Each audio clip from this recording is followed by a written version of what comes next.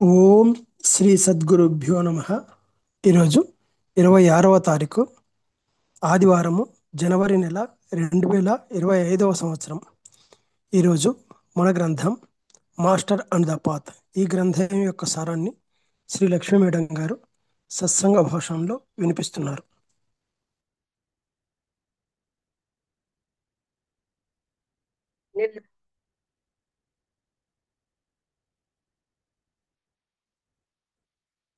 వాళ్ళేంటి republic day అనా చాలా తక్కువ మంది వచ్చారు.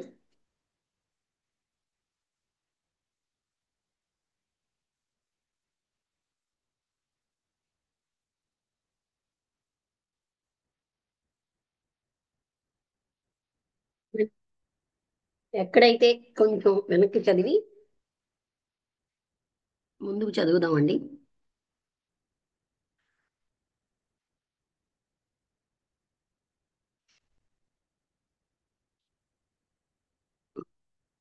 It is common to find the most intense devotion. అంటే చాలా తీవ్రమైన భక్తి మనం చూడడం అన్నది కామన్ గా ఉంటుంది. అది కూడా సెక్టేరియన్ ఫీలింగ్స్ ఇవన్నీ మనం చదివాము ఇంకా లాస్ట్ లో.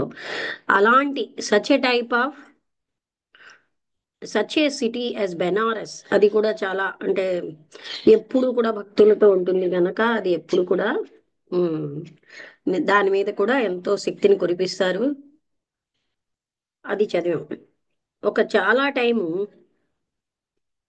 ఒక డివోషనల్ సెంటర్ గా ప్రజలు అంటే ఏదైనా ఒక స్థలాన్ని తీసుకుని అది ఒక డివోషనల్ సెంటర్ గా పెడితే on that account alone the brotherhood can use it as effectively as a genuine relic. దాన్ని కూడా వాళ్ళు ఉపయోగించుకుని ఆ శక్తుల్ని ప్రసరింపచేస్తారు. అక్కడ ప్రజలు deluded in there belief does not effect it's usefulness. అంటే ప్రజలు భ్రాంతిలో ఉంటే ఆ శక్తిని వాళ్ళు ఉపయోగించుకోలేరు. వాళ్ళ యొక్క భక్తి అనేది genuine and that is the important thing. అదే ముఖ్యం అక్కడ. అంటే భక్తి గాని జెన్యున్ గా ఉంటే వాళ్ళు ఉపయోగించుకోగలరు. ఇది బాగా అవగాహన చేసుకుంటే చాలా ఎక్కువగా బహుశా ఎన్నో ఆలోచనారహితమైన ప్రజల్ని చెక్ చేయొచ్చు. Who are incline to ridicule the superstitions of the Catholic peasants. అంటే క్యాథలిక్ పెజెంట్స్ యొక్క సూపర్ స్టిషన్స్ ని వాళ్ళు చాలా అపహాస్యం చేసేవారు. ఇటలీలో, సిసిలీలోని, అలాగా స్పెయిన్లోని, లేకపోతే వాళ్ళని తక్కువగా చూసేవారు. ఇండియన్ కూలీస్ని కూడా. ఎందుకంటే వాళ్ళు ఏంటంటే what is suppose to be, అందరూ ఏదైతే ప్రార్థన చేయరో అలాంటి దగ్గర కూడా వాళ్ళు ప్రార్థించేవారు. అందుకని వాళ్ళని రిడిక్యూల్ చేయడానికి లేదు. That is no doubt that truth is better than error. అంటే అసలు ఎర్రర్ కంటే ఈ సత్యం చాలా గొప్పది. అయినా కూడా మనం జ్ఞాపకం ఉంచుకోవాల్సింది ఏంటంటే that it is not well to tear away from the ignorant the objects of their devotion. అందుకని వాళ్ళు ఏదైతే భక్తిగా ఉన్నారో వాళ్ళ నుంచి మనం అది దూరం చేయడం రైట్ కాదు. Until they are able to rise to higher things, ఉన్నత స్థాయికి వచ్చే వరకు వాళ్ళ భక్తిని అక్కడే ఉంచేటట్టుగా చేయాలి. ఎందుకంటే వాళ్ళు ఏ మూర్ఖత్వాలతో ఉన్నా for by it not only is devotion destroyed but useful channels of the masters force may be closed. అంటే వాళ్ళకి ఇప్పుడు ఏదో చేసుకుంటున్నారు అక్కడని, ఇలా కాదు నువ్వు ఇలా ఉండు అని చెప్పడం వల్ల వాళ్ళకి ఆ, అది ఏంటవుతుందంటే ఆ వాళ్ళ భక్తి అది తగ్గడమే కాకుండా మహాత్ములు ఛానల్ గా వాడుతున్నారు అలాంటి సమూహాలని. అవి కూడా వాళ్ళు మహాత్ముల శక్తులు కూడా వాళ్ళు ప్రసరింప చేయలేరు అని అంటున్నారు. అందుకని ఇది దిగితే అజ్ఞానంగా ఉన్న వాళ్ళని ఇలా వద్దు అలా చెయ్యి అని మనం ఏమీ చెప్పక్కర్లేదు. వాళ్ళ జ్ఞానం వచ్చిన తర్వాత అంటే చెప్పొద్దు అంటున్నారు. ఎందుకంటే అదే కదా అర్హులకే జ్ఞానం అని అంటే అదే మెయిన్ అని అనుకున్న వాళ్ళకి అది దాంట్లోనే గురి ఉండేటట్టు చేయాలి. బిసైడ్స్ అంటే మాస్టర్స్ ఫోర్స్ కూడా అక్కడికి వెళ్ళదు. ఇదే కాకుండా ఇది ఒక అజ్ఞానపు వ్యక్తికి, అంటే ఒక అజ్ఞానంగా ఉన్న ఒక రైతుకి genuineness of a relic and it would be grossly unfair that the effect of his devotion poured out with good intention and in all innocence of heart, అంటే ఆయన ఎంతో భక్తితో హృదయ నిర్మలత్వంతో ఇన్నోసెన్స్ తోటి should be made to depend upon a fact as to which he can have no knowledge. తనకి జ్ఞానం లేని దాని మీద ఆయన డిపెండ్ అవ్వలేడు. అందుకని తనకి అవకాశం తనకు తెలుసున్న దాని మీదే ఆయన డిపెండ్ అవుతాడు గనక ఆయనని అలాగనే అంటే అలా కూడా ఎంతో ఉన్న వాళ్ళని అక్కడ కూడా మహాత్ముల శక్తి ప్రసరిస్తూ ఉంటుంది. ఈ జగత్ అంతటిలో వరల్డ్ ఆఫ్ రియాలిటీ సత్యం ఉన్నటువంటి things are never so badly managed as that. అంటే ఇక్కడ ఈ జగత్తులో ఏ థింగ్స్ అంత బ్యాడ్ గా మేనేజ్ అవ్వట్లేదు అవి కనబడినంతగా అని చెప్పినారు. The true devotion will find full and hearty response. నిజమైనటువంటి భక్తికి దాని యొక్క రెస్పాన్స్ వస్తుంది. Whether the object round which it is centred is or is not all that the devotee thinks it to be. అంటే ఆ ఆబ్జెక్ట్ అనేది ఆ devotee ఆలోచించగా ఉన్నట్టుగా లేకపోయినా ఆ భక్తి తీవ్రంగా ఉంటే దాని యొక్క ఎఫెక్ట్ దానికి ఉంటుంది. డివోషన్ అనేది నిజమైన విషయమే, real thing. The only thing that matters and it must and does receive the real return which it deserves. అందుకని నిజమైన భక్తి ఉన్నవాడికి దాని రిటర్న్ ఎప్పుడు కూడా వస్తూనే ఉంటుంది. అదే మనం ఎన్నో రకాలైన కథలు విషయాలు సంఘటనలు కూడా చూసాం. The supposed relic is merely a point upon which it is focused and an imaginary point will do for this as well as any other. అందుకని వాళ్ళు పెట్టుకున్నటువంటిది కాకుండా వాళ్ళ ఊహాత్మకమైనది కూడా ఏదైనా ఉంటే అది కూడా ఆ పర్పస్ సర్వ్ చేస్తుంది, ఇమాజినరీ కూడా. అయితే నెక్స్ట్ ఏంటంటే చాప్టరు ఏ విధంగా మహాత్ములు వాళ్ళ శిష్యుల ద్వారా పనిచేస్తూ ఉంటారు అని. వర్క్ బై ద ప్యూపిల్స్ అంటే శిష్యులు ఏ విధంగా చేసే పని ఏ విధంగా ఉంటుంది. నేను అంతకు ముందే మెన్షన్ చేసినట్టుగా ఈ శిష్యులు అన్న వాళ్ళు మాస్టర్ యొక్క శిష్యులు వాళ్ళు వాళ్ళు కూడా ఈ సాధనా పీరియడ్ అయిపోయాక అంటే వాళ్ళకి అది అప్రెంటిస్షిప్ లాగా లోయర్ లెవెల్లో వాళ్ళు ఏం చేస్తూ ఉంటారంటే ట్రాన్స్మిటర్ శక్తిని ట్రాన్స్మిట్ చేస్తూ ఉంటారు. అలాగే ఎంతో పని కూడా ప్రతి బ్రాంచ్ అంటే నాగరికతలో ఉన్న ప్రతి బ్రాంచ్లో ఎంతో వర్క్ చేస్తారు. అంటే మానవ సంస్కృతికి సంబంధించి అది మహాత్ముల యొక్క పనిలో జగత్తులో యొక్క మహాత్ముల పనిలో భాగమే. ఇందులో చాలా ఎక్కువ భాగం ఇతరుల వల్ల జరిగిపోతుంది. ఎవరైతే ఇన్స్పిరేషన్ పొందారో వాళ్ళ వల్ల అయిపోతుంది. లేకపోతే సలహాని పొందిన వాళ్ళు, ఈ శిష్యుల నుంచి ఇన్స్పిరేషన్ పొందిన వాళ్ళు, సలహాలు పొందిన వాళ్ళ వల్ల ఇందులో చాలా భాగం అయిపోతూ ఉంటుంది.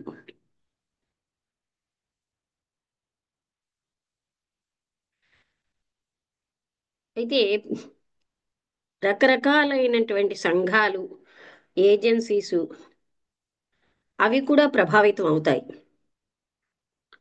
ఈ ఇన్ఫ్లుయెన్సెస్ అనేవి లేకపోతే మానవాళి అనేది చాలా పేదగా ఉండిపోతుంది. అందుకే దో ఫర్ ద మోస్ట్ పార్ట్ చాలా కాలం దానికి ఎక్కడి నుంచి అంటే శక్తి వస్తుందనేది తెలియకపోయినా అదేం పెద్ద విషయం కాదు. అంటే వాళ్ళకి చాలా కాలం ఏ విధంగా అంటే ఇలాంటి శక్తులు బ్రహ్మ గురువుల నుంచి రాకపోతే ఈ జగత్తు పూర్గా ఉంటుంది. పూర్ అంటే ఏంటి, డబ్బు లేక కాదు, ఇలాంటి ఆధ్యాత్మిక సంపదలో పూరైపోను. అయితే వీటన్నిటికీ శక్తి ఎక్కడి నుంచి వస్తుందని వాళ్ళకి తెలియకపోయినా ఎప్పుడో తెలిసినా పర్వాలేదు. పరమ గురువులు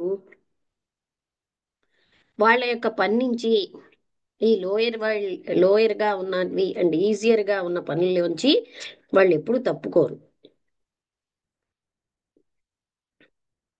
అలా వాళ్ళు చేస్తే మొత్తం ఈ పరిణామం అన్న ప్రణాళిక అంతా కూడా సఫర్ అవుతుంది. కొంతమంది మనుషులు అడుగుతారు, ఈ మహాత్ములు పుస్తకాలు ఎందుకు రాయలేదండి అని. ఉదాహరణగా వాళ్ళకి తెలియని వాళ్ళు మర్చిపోయిన విషయం ఏంటంటే వీళ్ళు పరిణామం అన్న దాన్ని ప్రపంచం యొక్క పరిణామాన్నే తీసుకుంటున్నారు, చేస్తూ ఉంటారు. వాళ్ళు పీపుల్కి ఇన్ఫర్మేషన్ ఇవ్వడానికి కానీ అలాంటివి దే కెన్ అంటే they never drop that in order to give people information with regard to some part of it. ఆ ఎవల్యూషన్కి సంబంధించిన భాగంలో కొంత ప్రజలకు ఇన్ఫర్మేషన్ ఇద్దామని వాళ్ళు ఎప్పుడూ అనుకోరు. ఇక్కడ one of the great once had the time to right a book.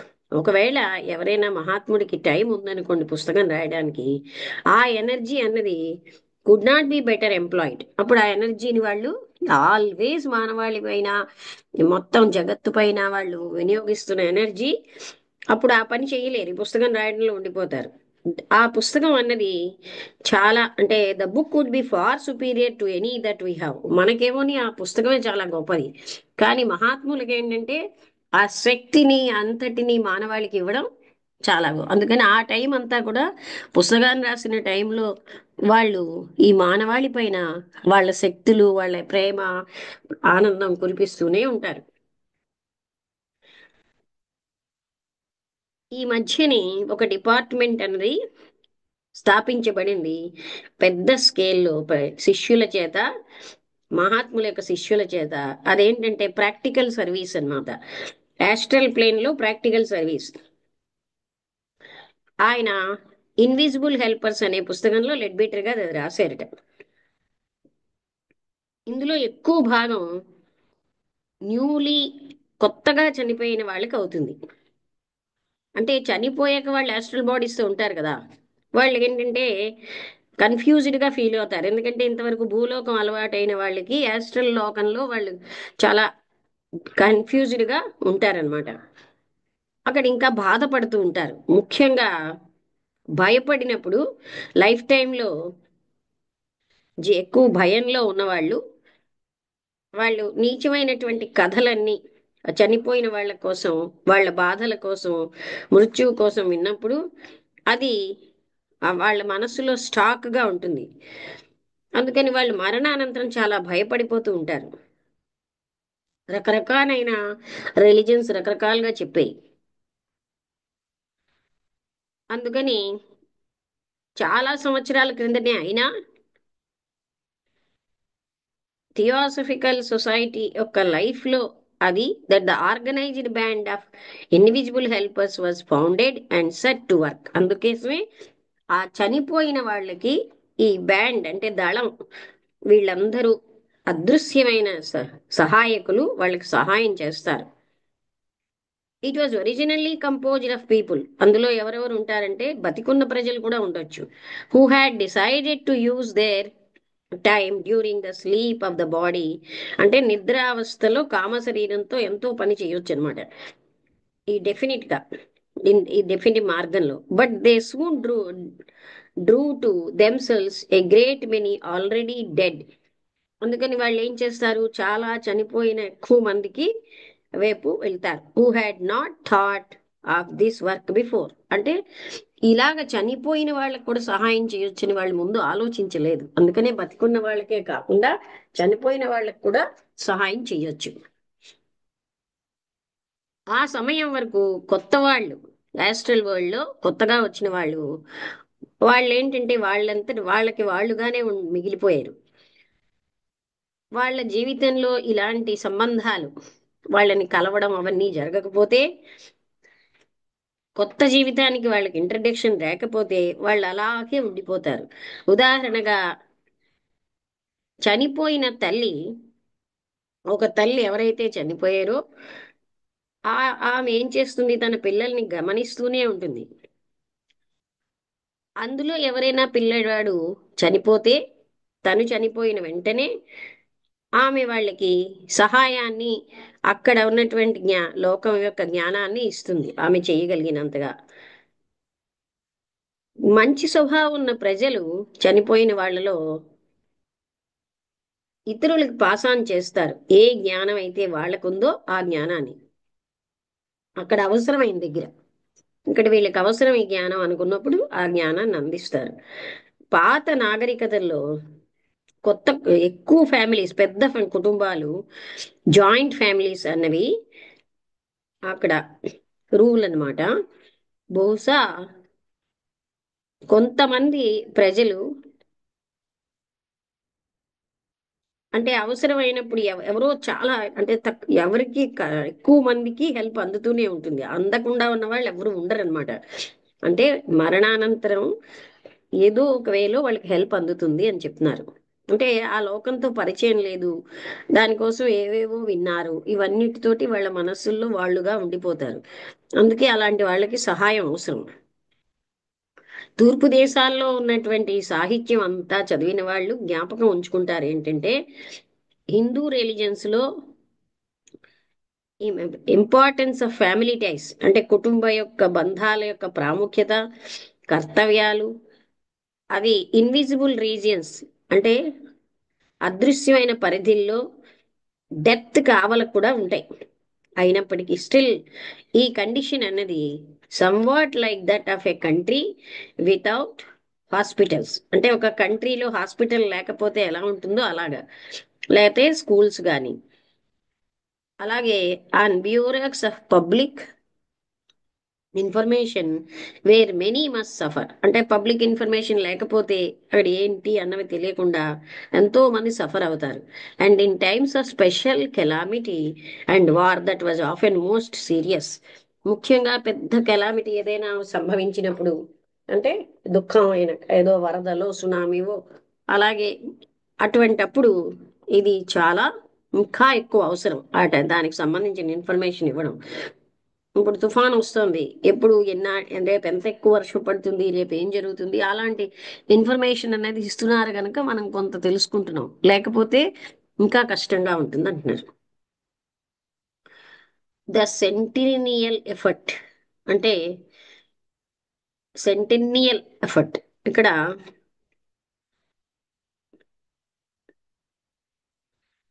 civilization given in Dr. Besant's London Lectures of 1977, 1907 అనే పుస్తకంలో సెంటెనియల్ అంటే సెంటెనరీ అంటే 100, సెంటెనియల్ ఎఫెక్ట్ అంటే అది ఎలాంటి ఫలితం ఇస్తుంది. అయినా ఒకసారి సెంటెనియల్ చూద్దాం.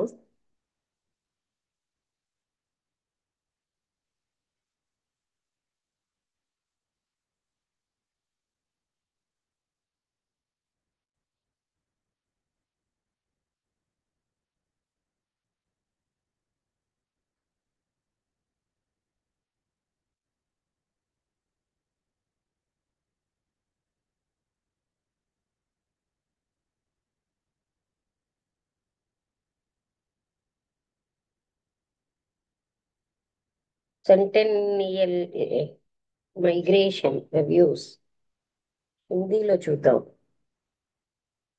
శతాబ్ది అనే ఇచ్చారు, అంటే 100 సంవత్సరాలు అన్నట్టుగా. అది అంటే యొక్క ఎఫర్ట్, ప్రయత్నం ఎలా ఉంటుంది అని ఓ హెడ్డింగ్ పెట్టారు. ఇప్పుడు ఇక్కడ ఈ మార్గాలు యాడప్ట్స్ ఏ విధంగా పనిచేస్తున్నారు ఈ నాగరికతలో, డాక్టర్ బీసెంట్ గారు అది లండన్ లెక్చర్స్ ఆఫ్ 1907 అనే పుస్తకంలో రాశారట. అందులో ఆవిడ ఏం చెప్తున్నారంటే, ఏ ఏ స్టెప్స్ అక్కడ తీసుకుంటున్నారు ఈ మహాత్ములు, యూరోప్ని కానీ దాని యొక్క డార్క్నెస్, అంధకారంలోంచి బయటకు తీయడానికి ఈ మధ్య యుగాలలో ఎలా ప్రయత్నం చేశారు, ఏ స్టెప్స్ తీసుకున్నారు అనేది రాసుందిట. ఆవిడ ఏం చెప్తున్నారంటే, 13వ శతాబ్దంలో ఒక గొప్ప వ్యక్తులు దెన్ లివింగ్ ఇన్ టిబెట్, అక్కడ టిబెట్ లో జీవిస్తూ ఉండేవారు, promulgated his order to the brotherhood. ఆయన తన ఆర్డర్ని వ్యాపింపచేసాడు. That in the last quarter of every century, ఆయన ఏం చెప్పారంటే ప్రతి శతాబ్దంలో చివరి 25 సంవత్సరాలు క్వార్టర్ ఒక an effort should be made to enlighten Europe. అంటే యూరోప్ని ఎన్లైటన్ చేయడానికి ప్రయత్నం జరుగుతోంది. సామాన్యంగా అందరికీ కూడా శతాబ్దంలో లాస్ట్ సంవత్సరాల్లో చాలా ట్రెమెండస్ చేంజెస్ వస్తూ ఉంటాయని చెప్తారు. లుకింగ్ త్రూ హిస్టరీ, మనం చరిత్రని చూసుకుంటే జాగ్రత్తగా మనం ఏం చూడగలమంటే, అప్పటి నుంచి ఒక కొత్త కాంతి కిరణం అన్నది పంపించబడింది. ఎండ్ ఆఫ్ ఈచ్ సెంచరీలో చివరిలో ఫ్రమ్ ద లాడ్జెస్ నుంచి కాంతి పంపించబడుతోంది. These have been worked out by mister Fritz Kunz as follows. ఆయన ఇలా చెప్తున్నారు. అంటే ఎఫర్ట్ అబౌట్ అంటే 1275 సంవత్సరంలో nature of the advance Roger Bacon and the restoration of mental culture achievement democracy of culture renaissance వచ్చింది. తర్వాత 1975 సంవత్సరంలో Christian Rosenkreuz and the and the spread of culture అయింది. దానికి ఏమోని అచీవ్మెంట్ ఏమి ఇవ్వలే కానీ 1475లో printed books fixation of knowledge అనే పుస్తకం, దాని ఎఫెక్ట్ ఏంటంటే డెమోక్రసీ ఆఫ్ నాలెడ్జ్ రిఫర్మేషన్. 1575లో Francis Bacon and science English language the medium. Francis Bacon సైన్స్ను ఇంగ్లీష్ లాంగ్వేజ్ని మీడియంగా తీసుకున్నారు. 1675లో యూనియన్ ఆఫ్ క్లాసెస్ అటెంప్టెడ్ అంటే వర్గాలన్నింటినీ కలపడం, సీక్రెట్ సొసైటీ స్థాపించబడ్డాయి. పొలిటికల్ డెమోక్రసీ రివల్యూషన్ దాని ఫలితం. 1775లో పొలిటికల్ ఫ్రీడమ్ అంటే రాజకీయమైన స్వేచ్ఛ దురదృష్టవశాత్తు విప్లవం ద్వారా వచ్చిందన్నారు. 1875లో థియోసాఫికల్ సొసైటీ అన్నది, అది కూడా 1875 అంటే లాస్ట్ 25 సంవత్సరాల లోపల for psychical research liberal Catholic church co masonry evolution ఇవన్నీ అయ్యాయి. డెమోక్రసీ ఆఫ్ అక్కల్టిజంలో డెమోక్రసీ ఇవల్యూషన్ ఇవి మానవాళికి తెలిసాయి. 1975లో wide spread of what is now called esotericism evolution. ఇప్పుడు ఏదైతే మనం ఎసోటెరిసిజం అంటున్నామో దాని యొక్క పరిణామం జరిగింది అని చెప్తున్నారు. ఈ విధంగా అంటే సెంచరీలో లాస్ట్ క్వార్టర్లోనే ఎక్కువ వర్క్ జరుగుతూ ఉంటుంది అని చెప్తూ ఉంటారు. అందుకే చూడండి, దివ్యజ్ఞాన సమాజం 1875లో స్థాపించబడింది. Theosophical society in 1875. After careful consideration the master Morya and Kuthumi undertook the responsibility. Master Morya అనే ఆయన, కుటూమి అనే మహర్షి, వీళ్ళిద్దరూ ఈ బాధ్యతను తీసుకున్నారు. And chose that noble worker madam Blavatsky. Madam chose అంటే ఎన్నుకున్నారు మేడం బ్లవెట్స్కీని హెల్ప్ చేయడానికి ఆన్ ద ఫిజికల్ ప్లేన్. అంటే వాళ్ళు హయ్యర్ ప్లేన్స్లో మాస్టర్ మౌర్య, మాస్టర్ కుటుహూమి గారు ఈ బాధ్యతను తీసుకున్నారు. వాళ్ళు భౌతికమైన ప్లేన్లో మేడం బ్లవెట్స్కీని ఎంచుకున్నారు. చాలా మంది దివ్యజ్ఞాన సమాజంలో లిటరేచర్ తెలిసిన స్టూడెంట్స్ తెలుసు ఏంటంటే how she was prepared for what she had to do. ఆవిడ ఏం చెయ్యాలో దానికి ఏ విధంగా ఆవిడని సంసిద్ధం చేశారో అందరికీ తెలుసు. How in due course the brotherhood sent her to America to search for colonel Olcott. ఆమెనేమోని కొలోనల్ ఆల్కాట్తో కలపడానికి అమెరికా పంపించారు. The power of organization and of speaking to men and gathering them round him and shaping them into a movement in the outer world. అందుకని వాళ్ళు ఇది ఒక అంటే మూవ్మెంట్గా తీసుకొచ్చారు బాహ్య ప్రపంచంలో. And how the society was founded in న్యూయార్క్లో ఈ సొసైటీ ఎలా స్థాపించబడింది. And later had it's head quarters remove to India. అక్కడి నుంచి దాన్ని హెడ్ క్వార్టర్ని ఇండియాకి తీసుకొచ్చారు. నేను రాస్తున్నట్టుగా అంటే ఆయన ఏదో పుస్తకంలో రాశారు, మన సొసైటీ అంటే థియోసాఫికల్ సొసైటీ అన్నది అది అప్పుడు ఆయన రాసేసరికి 50వ సంవత్సరం ఆఫ్ సర్వీస్ టు హ్యుమానిటీ. 50 సంవత్సరాలు సర్వీస్ చేసింది. And it is impossible to estimate the vast amount of good it has done in every department of human life. మానవ జీవితంలో ప్రతి డిపార్ట్మెంట్లో అది ఎంత సేవ చేసిందని ఎవరూ కూడా దాన్ని ఎస్టిమేట్ చెయ్యలేరు. దాని ప్రభావం cannot in the least be measured by the number of its members ఎంతమంది అన్న దాన్ని బట్టి కాదు మెజర్ చేయాల్సింది, బ్రాంచెస్ ఎన్ని ఉన్నాయన్న దాన్ని బట్టి కాదు. Although that is by no means insignificant, అదేం పెద్ద అవసరమైన విషయం కాదు. Since it extends to every civilised part of the globe. అంటే ఈ భూమండలంలో ప్రతి నాగరికంగా ఉన్న భాగానికి అది ఆ శక్తులు వెళ్ళాయి. But in each field of human endeavour, అంటే మానవ ప్రయత్నం ఉన్న అన్ని ఫీల్డ్లో, it has sounded its characteristic note, the reverberations of which multiply around us. అంటే ఇందులో ఈ ఎన్ని సంస్థలు ఎక్కడెక్కడ ఉన్నాయన్నది కానీ, నెంబర్ ఆఫ్ సంస్థలతో కానీ, నెంబర్ ఆఫ్ వ్యక్తులతో కానీ సర్వీస్ అన్నది మనం చెప్పలేము. అది చాలా చిన్న విషయం. కానీ ఈ మొత్తం ప్రపంచం అంటే మా భూమండలంలో అన్ని ఫీల్డ్స్ లో ఈ సర్వీస్ ఎక్స్టెండ్ అయిందని, the reverberations of which multiply around us in the words and work of statesmen and scientists, literary men and artists, and many others of whom great numbers perhaps have never even heard the word theosophy. Theosophy అనే పదమే తెలియని వాళ్ళకి కూడా అవి వాళ్ళందరినీ ప్రభావితం చేసాయి. అంటే ఆ సర్వీస్ వెళ్ళింది. It has drawn attention to the realities of the invisible world, అంటే అదృశ్య జగత్తులో ఉన్న సత్యాల వైపు తీసుకెళ్ళింది. ద పవర్ ఆఫ్ మైండ్, మనస్సు యొక్క శక్తి. నేను థాట్ పవర్ అని బిసెంట్ పుస్తకం రాశారు. ఇట్ హ్యాస్ వాయిస్డ్, అంటే మానవాళ్ళు ఆ థాట్స్ ఇటు అటు మనం వెదజల్లుతాం, కానీ థాట్ పవర్స్ ని కాన్సన్ట్రేట్ చేస్తే అద్భుతమైన పనులు చేయగలం. It has drawn attention to the realities of the invisible world. It has voiced the claims in outward life of the fact of brotherhood, seeking no uniformity in human life. అంటే ఏ రకమైన మనుషుల మధ్య uniformity, అంటే ఒకే రకంగా ఉండరు, ఏ మనిషి ఒక మనిషితో పోలు ఉండరు, అలాంటి వాళ్ళ మధ్య బ్రదర్హుడ్ అన్నది ఎస్టాబ్లిష్ చేయడం.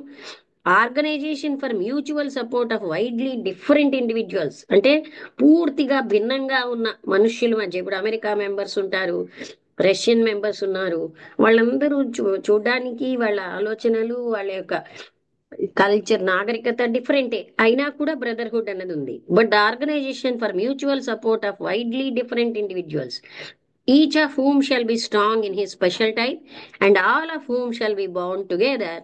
యూరోపియన్ ఫెడరేషన్, వాళ్ళందరూ అక్కడ యూరోపియన్ కంట్రీస్ లో చేస్తూ ఉంటారు. బై ద ఇండిజాల్యుబుల్, అందుకే థియోసాఫికల్ సొసైటీ వేరు, మిగతా వేరు. ఇది చేసే సహాయం మేము చేస్తున్నాము అని కూడా వాళ్ళు ఇతరుల వాళ్ళకి తెలియదు అనమాట. Bond of respect for the man who is different from one self, అంటే అది కరిగించలేనటువంటి, అంటే దాన్ని పోలేనటువంటి బాండ్ని అది ఎస్టాబ్లిష్ చేస్తోంది. ఫ్రమ్ వన్ సెల్ఫ్, తన నుంచి. అంటే ఇక్కడ ఏం చెప్తున్నారంటే, ఇది సంపూర్ణంగా వేరేగా ఉన్న ఇండివిజువల్స్ కి ఆ సహాయం అందుతోంది, అంటే వాళ్ళ మధ్య బ్రదర్హుడ్ ఉంటుంది స్పెషల్ టైప్ లో. And all of whom shall be bound together, వీళ్ళందరూ కలిసే ఉన్నారు. ఎలాగా? ఎప్పటికీ పోనటువంటి బంధాలతో.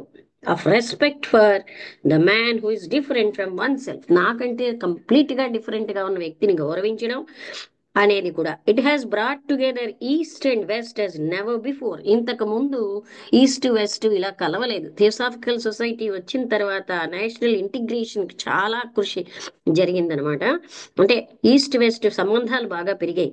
It has demanded fair play in the comparison of religions and revealed with unmistakable clearness their essential unity of teaching and their common source.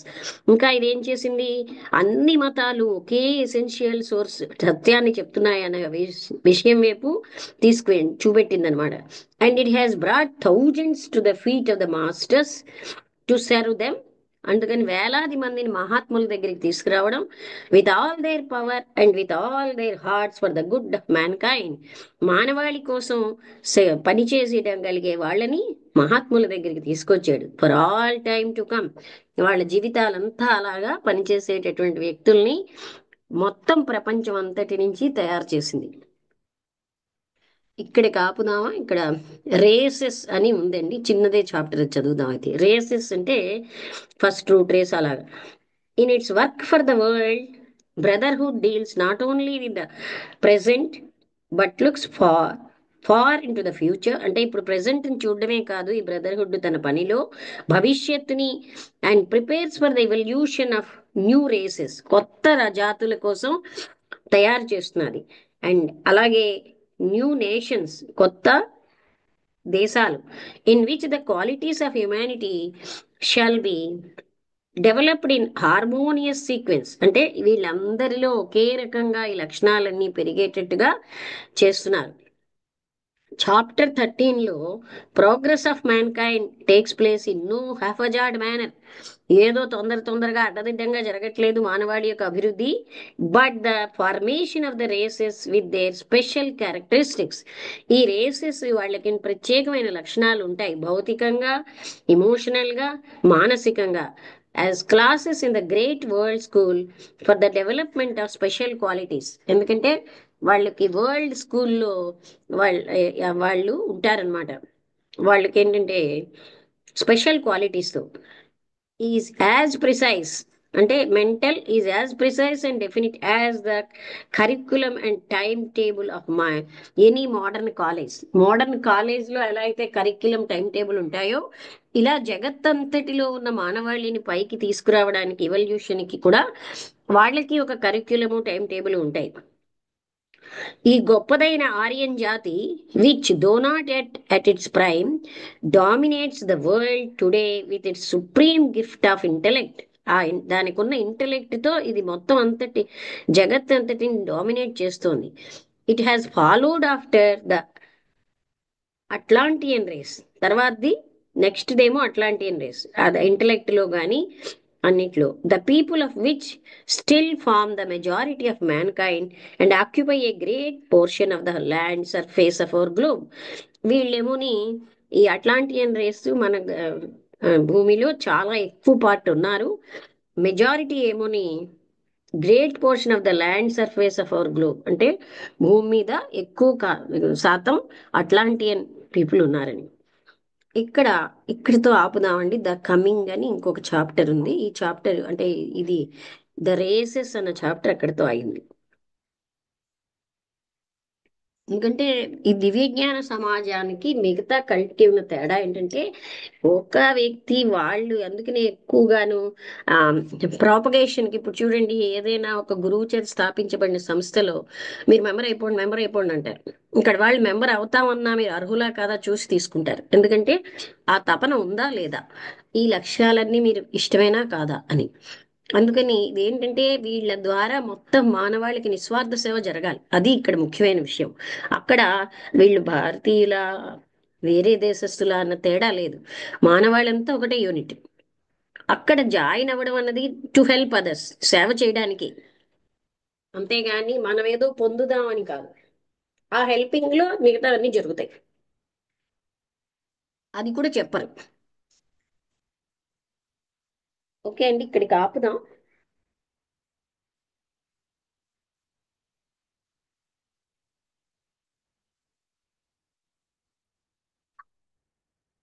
ఎవరైనా మాట్లాడతారా వసంతలత?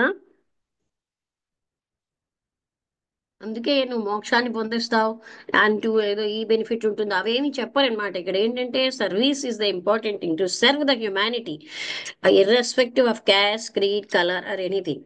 అందుకని ఇందులో ఎక్కడ ఏంటంటే నువ్వు ఇగో ఇది ఇది చేసుకో, పర్సనల్ గా ఇలా ఉండు, అవి ఇవి వాటికి అంటే ఎవరంతటి వాళ్ళ డెవలప్మెంట్కి వాళ్ళు ప్రయత్నించాలి, అంతేగాని ఎవరు లేకపోతే ఒప్పుకోము ఇందులో మెంబర్ అలా చెప్పరు అనమాట. ఎవరి డెవలప్మెంట్కి వాళ్ళు ప్రయత్నిస్తూ వాళ్ళు ఇతరులకి హెల్ప్ చేయడం, హెల్ప్ అదర్స్ అన్నది చాలా ఇంపార్టెంట్ థింగ్.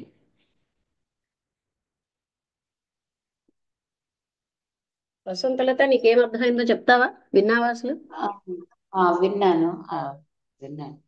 అది అంటే ఫస్ట్ చెప్పారు, అజ్ఞానం మనిషి అయినటువంటి ఎవరైనా ఉన్నా సరే, వాళ్ళ తాలూకు ఏది ఉన్నా సరే దాన్ని మీరు క్రిటిసైజ్ చేసి అది వద్దు అని చెప్పకండి.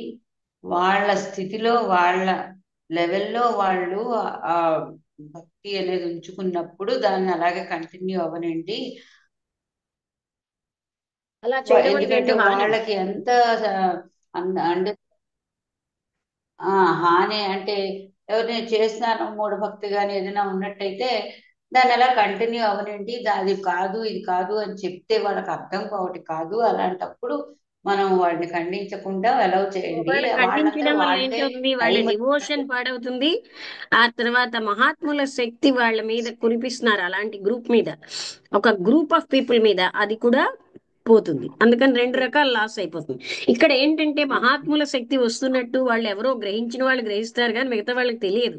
తెలియకపోయినా వాళ్ళ శక్తి కురుస్తూనే ఉంటుంది. ఆ అది అంటే టైం వచ్చినప్పుడు వాళ్ళందరూ వాళ్ళు గ్రహిస్తారు.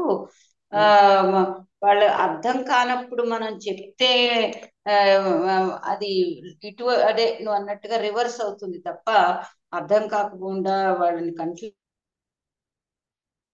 చేసినట్టు ఉంటుంది. కాబట్టి వాళ్ళ దాంట్లో కంటిన్యూ అవ్వనండి అని అదొక మాట చెప్పారు. రెండోది ఏంటంటే, మీదకి వెళ్ళిన వాళ్ళు అంటే చనిపోయిన తర్వాత ఆ ఆ, చాలా కన్ఫ్యూజన్ లో ఉంటుంది ఆ కామ స్థితిలో ఉన్నటువంటి సోలు. ఆ కామ స్థితిలో ఆ మిగతా వాళ్ళు చాలా మంది హెల్ప్ చేస్తారు బయటికి రావడానికి. అందులో ముఖ్యంగా ఫ్యామిలీ మెంబర్స్ తాలూకు రోల్ ఉంటుంది. అందుకే మన ఈస్టర్న్ దేశాల్లో లార్జ్ లార్జ్ ఫ్యామిలీస్ ఉండి అవి ఉండడానికి ఉండడం వల్ల వచ్చేటువంటి లాభం అంటే, నువ్వు ఎక్కువ గ్రూప్ లో కలిసి అలా ఉంటే అవి పని చనిపోయిన తర్వాత అవి నీకు కన్ఫ్యూజ్డ్ స్టేట్ నుంచి బయటికి తీసుకురావడానికి అవసరమైన సహాయం చేయడానికి ఆ సోల్స్ ఉపయోగపడతాయి. అది అలా చెప్పారు. ఏంటన్నా గ్రూప్ లో తర్వాత ఉంటేనా? కాదు. అంటే అది మనం ఇప్పుడు మన ఫ్యామిలీ గ్రూప్ ఉంటుంది కదా, అందులో ఉన్న వాళ్ళు అదే ఏదో చనిపోయిన తల్లి అంటే ఆ చనిపోయిన కొడుకు చనిపోయాక సహాయం కూడా టైస్ చేసినట్టుగాను. కలిగి అంటే ఉంటారని. అదే అంటే అందుకే ఈస్టర్న్ సంఘాల్లో పెద్ద పెద్ద ఫ్యామిలీస్ తాలూకు ఉపయోగం అలా ఉంటుంది అన్నట్టుగా నాకు బాగుంది. అంటే మరణానంతరం కూడా ఇప్పుడు ఫర్ ఎగ్జాంపుల్ ఒక తల్లి తన తర్వాత ఒక అబ్బాయి చనిపోతే ఆ అబ్బాయికి